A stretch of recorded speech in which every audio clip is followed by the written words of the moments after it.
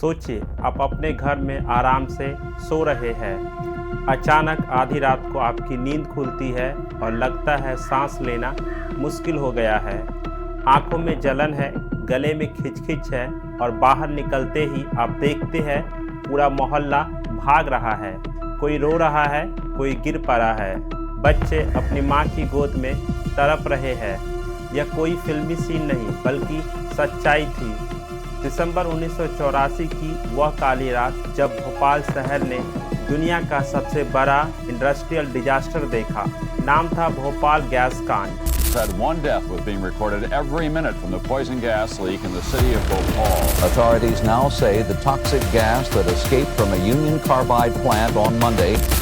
In December 1984, 4,000 people died in the Indian city of Bhopal. Bhopal में 1969 में union carbide India limited यानी UCIL की factory लगाई गई थी। इस फैक्ट्री का काम था सेविन नाम की कीटनाशक बनाना और इसको बनाने के लिए इस्तेमाल होता था एक बेहद जहरीला केमिकल जिसका नाम था मिथाइल आइसोसाइनाइड यानी MIC। MIC इतना खतरनाक है कि जरा सा लीकेज भी इंसान की जान ले सकता है, लेकिन कंपनी ने इसे शहर के बीचों बीच बड़े बड़े टैंकरों में स्टोर करके रखा था। प्रॉब्लम यहीं से शुरू होती है क्योंकि फैक्ट्री के सेफ्टी सिस्टम सही से काम नहीं कर रहे थे या फिर इसे पूरी तरह से बंद कर दिया गया था।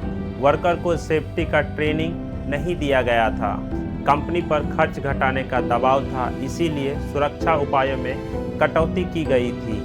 यानी भोपाल शहर टिक टिक करते हुए एक टाइम बम के ऊपर बैठा था जो किसी भी वक्त फट सकता था। 2 दिसंबर 1984 की आधी रात लगभग 12 बजे फैक्ट्री के MIC टैंक में पानी चला गया।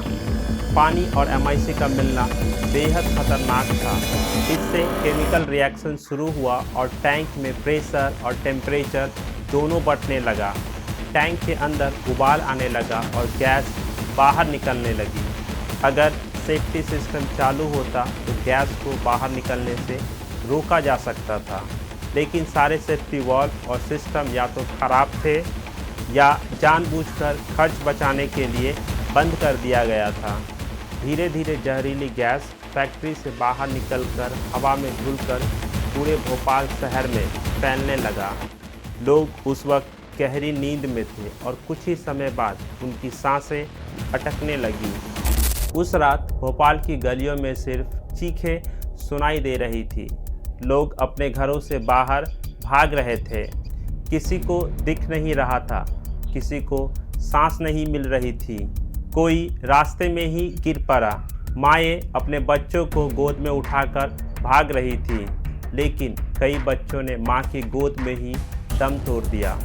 घोड़ा गाड़ी खींचने वाले घोड़े सड़क पर मर गए, पक्षी आसमान से गिरने लगे, यहाँ तक कि कुत्ते बिल्लियाँ भी तड़प तड़प कर मरने लगी। सुबह होते होते पूरा भोपाल एक मौत का शहर बन चुका था। सड़कों पर हजारों लाशें पड़ी थी। कई घरों के पूरे परिवार खत्म हो गए। सरकार के मुताबिक उस रात लगभग 3000 लोगों की मौत हो गई, लेकिन ये आंकड़ा उससे कहीं ज़्यादा थी। अगले कुछ दिनों में मौत का आंकड़ा 15,000 से 20,000 तक पहुंच गई।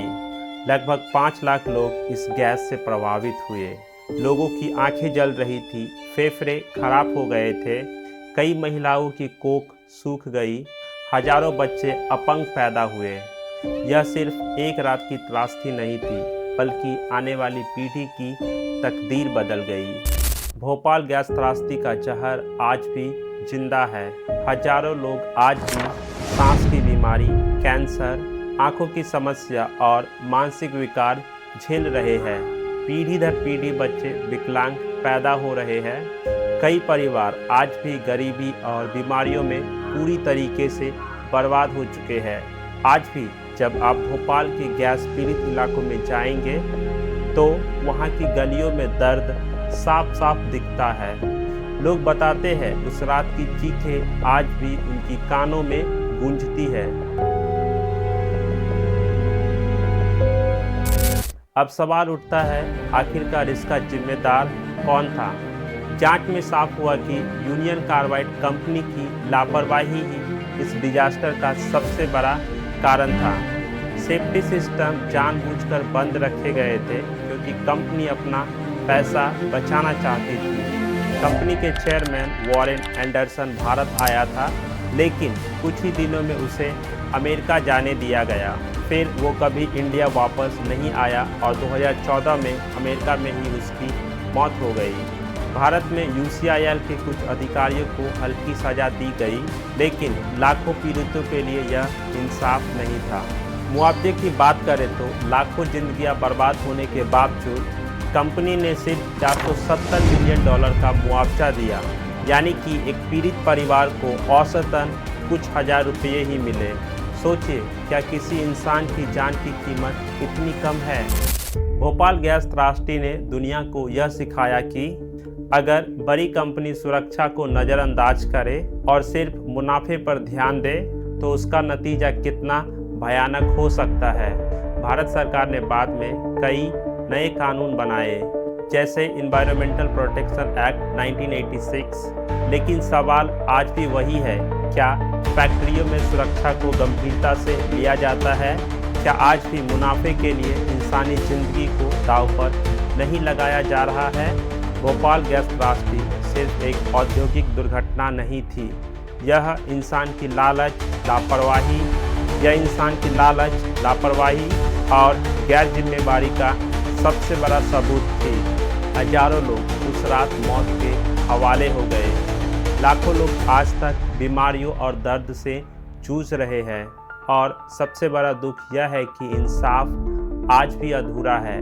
भोपाल हमें हमेशा याद दिलाता रहेगा कि अगर इंसान ने सुरक्षा और इंसानियत को नज़रअंदाज किया तो डेवलपमेंट के नाम पर बनी फैक्ट्रियाँ कभी भी मौत की फैक्ट्री बन सकती है।